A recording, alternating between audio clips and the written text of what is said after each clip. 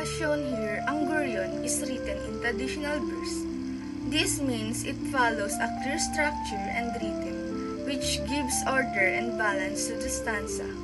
Kung mapapansin ang linya na "Tanggapin mo anak, itong munting guryon na yari sa patpat at papel di hapon" shows not just a kite being giving but also a discipline and guidance from a parents to a child. In short, the poem reflects order and the importance of guidance.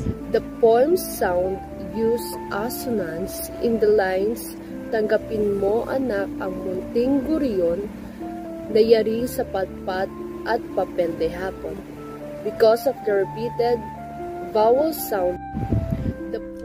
Ang Gurion by Ildefonso Santos. This is the imagery.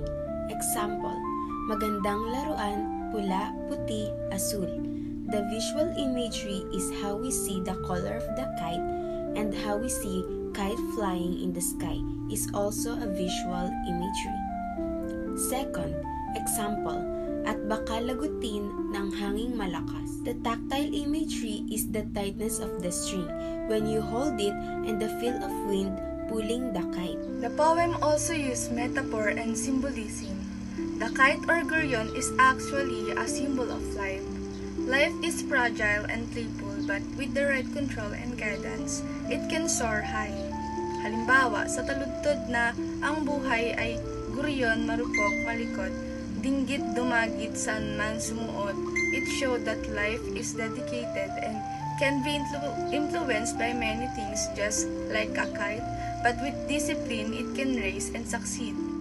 The speaker in the poem, Ang Gurion by Ildefonso Santos, is a parent addressing their child. The poem emphasized the act of a flying kite as a metaphor, as a conceiving life where a parent gives advice on perseverance and resilience and how to tackle life's challenges in need. It is a very heartfelt message filled with guidance and hope for the future of the child. The poem uses the metaphor for life, showing that just like a kite, life is delicate and requires guidance and disciplines. The slides stay on course. The kite symbolizes a person's dreams and journey, while the string and wind represent the challenges and control needed to succeed.